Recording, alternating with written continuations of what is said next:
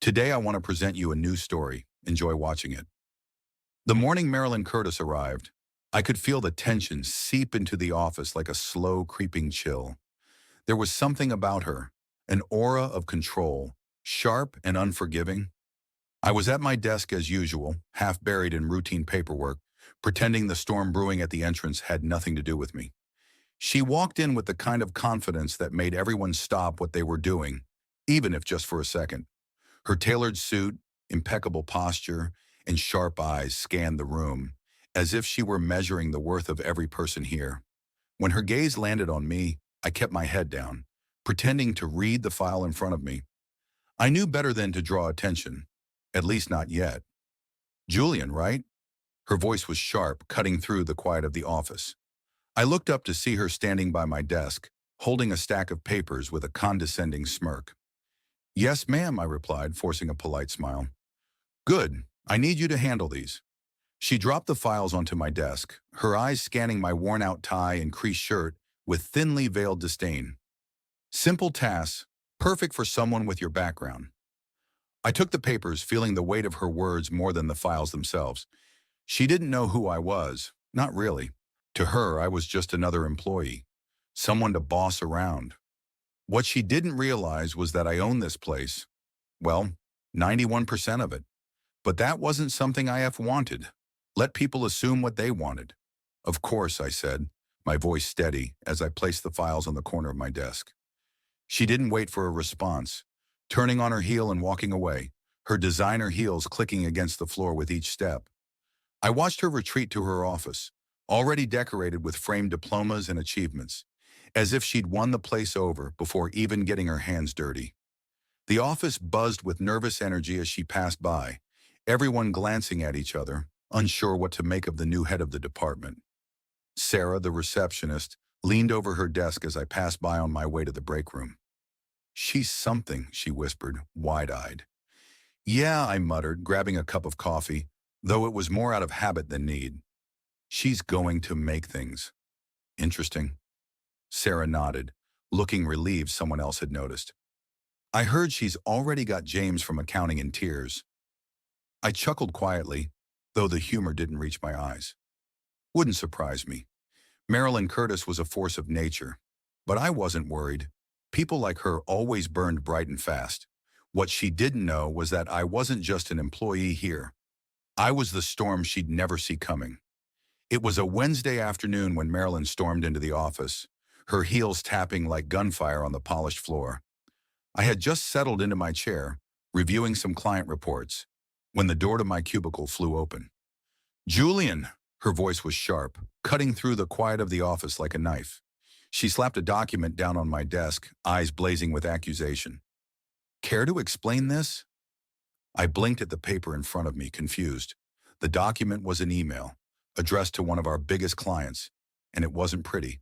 Complaints about poor service, damaged goods, and a clear message that the client intended to terminate their contract. I don't understand, I said, picking up the paper, my brows furrowed. I didn't send this. Marilyn's arms crossed, her lips twisted into a smirk. Of course you didn't, she said sarcastically, because someone like you couldn't possibly handle a task this important. But guess what? The email came from your workstation. I felt a chill run down my spine. This wasn't just an accusation, it was an outright attempt to sabotage me. I knew I hadn't written that email. I ever would have. But here it was, printed in black and white, tied to my name. I would never send something like this, I said, my voice steady, though my heart was pounding. There's been a mistake. A mistake. Marilyn's laugh was cold, almost mocking. You've made one too many, Julian. First your work ethic, now this. Honestly, it's embarrassing. Before I could respond, Sarah appeared by the doorway, her eyes darting between us nervously. Is everything all right here? She asked cautiously. No, Marilyn snapped, waving the paper in her hand. Julian here seems to think he's above responsibility. I glanced at Sarah, grateful for her presence. Sarah, I didn't send this email, I said firmly. Someone must have used my account. Marilyn scoffed, stepping closer. Blaming others now? How predictable. I stared at her, knowing this wasn't about the email, it was about power. She wanted to humiliate me, make an example of me in front of the office, but she didn't know who she was dealing with, not yet. "I'll get to the bottom of this," I said, my voice calm but cold. "But I promise you, Marilyn, the truth will come out." Her eyes narrowed, but she didn't respond. Instead, she turned on her heel and left, the storm following in her wake. As the door swung shut, I let out a slow breath. This wasn't over, not by the long shot.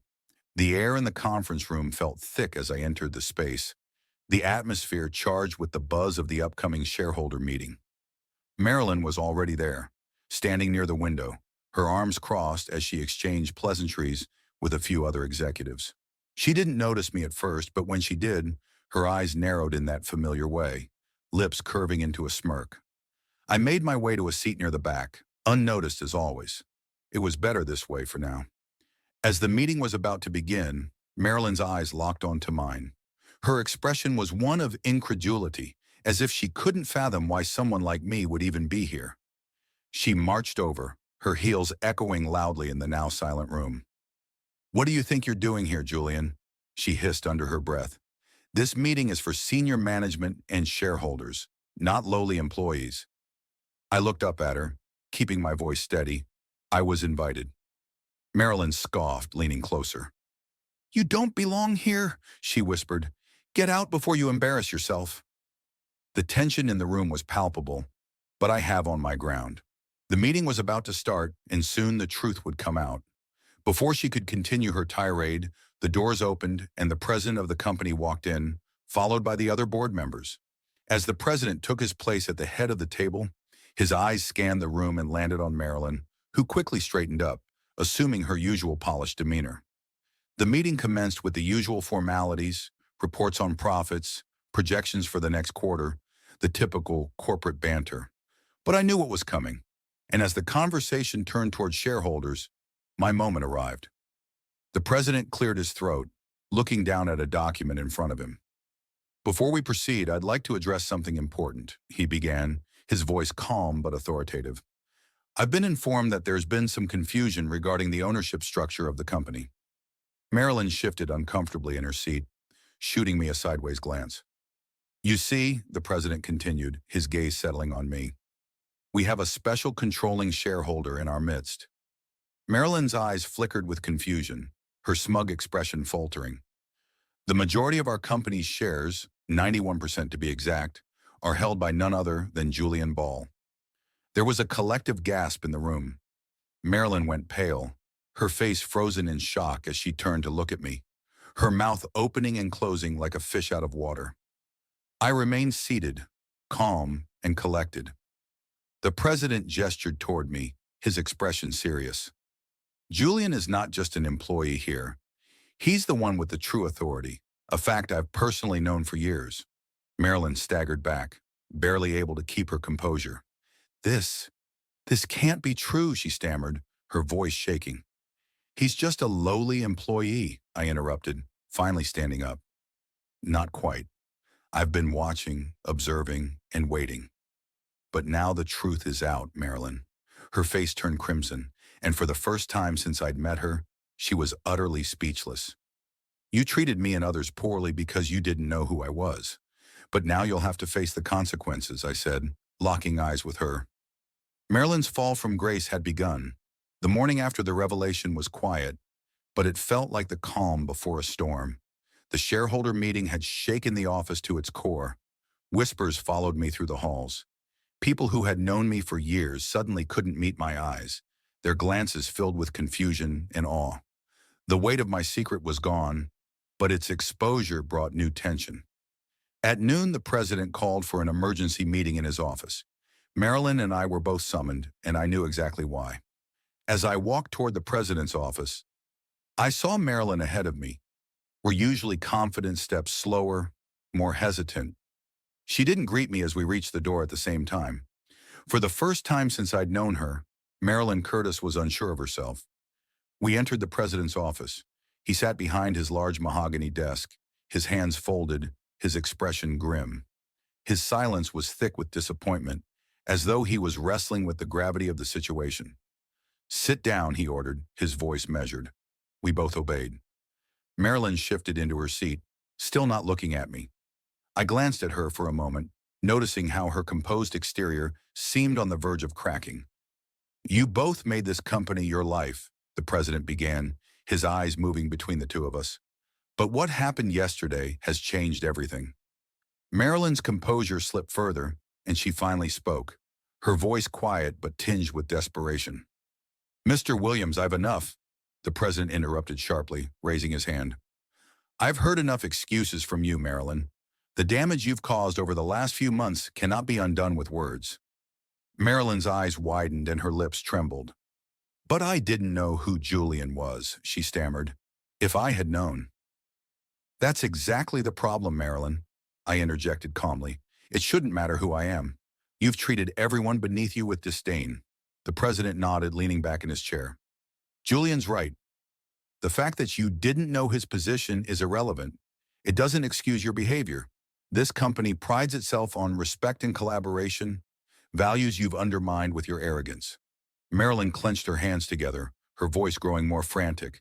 Please, I can change. I was under pressure to perform, and I stopped. The president's voice was stern. You crossed too many lines, Marilyn. It's not just about your attitude toward Julian. The accusations against you regarding client mishandling and employee harassment are serious. She turned toward me, her eyes bleeding. Julian, you understand, don't you? We've all made mistakes. Surely with your influence, we can work something out. I met her gaze steadily, the memory of months of belittlement and manipulation playing in my mind. This isn't about mistakes, Marilyn. It's about accountability. Her face fell, and she slumped back into her chair, defeated. The president signed heavily and turned toward her. Marilyn Curtis, your actions have left me no choice. Effective immediately, you are dismissed from your position. The words hung in the air, heavy and final. Marilyn's face drained of color as reality sunk in. She didn't say another word. The meeting was over, and so was her reign of terror.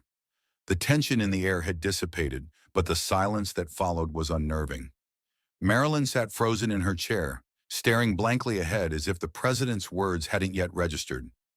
I watched her, feeling a strange mix of satisfaction and pity.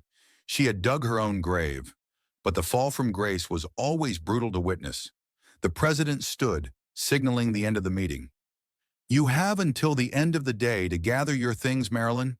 Security will escort you out. Marilyn finally blinked, her hands trembling as she gripped the armrests of her chair. This can't be happening, she muttered under her breath.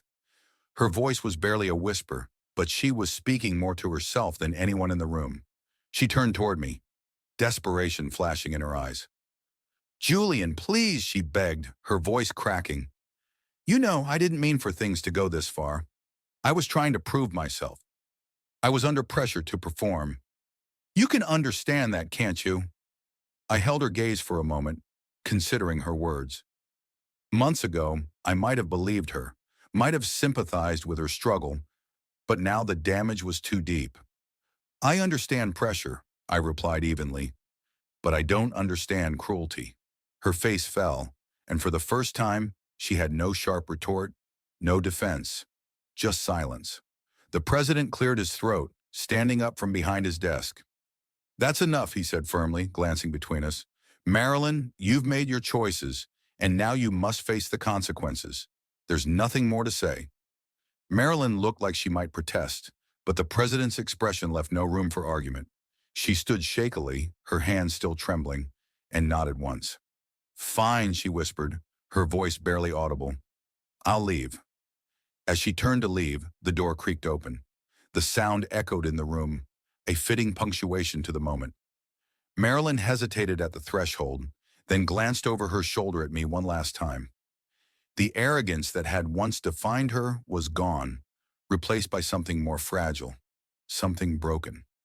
I said nothing, only watching as she walked out the door, the weight of her defeat hanging heavy in the air. The president sighed once more, rubbing his temples. I never thought it would come to this, he admitted quietly, but it had to be done. I nodded in agreement. It was overdue. He glanced at me with a weary smile. Julian, you handled this situation with more grace than most would have. I'm proud of you. I didn't respond immediately, unsure how to process everything that had just happened. Thank you, I finally said. But it's time to move forward now. For everyone. The president nodded, his expression softening. Indeed, and with you and the position you're in, I'm confident the company will thrive. As I walked out of his office, I couldn't help but feel a strange sense of closure. Marilyn was gone, and with her, the dark cloud that had hung over the office for so long. The fall had been inevitable, and now the company could finally breathe again.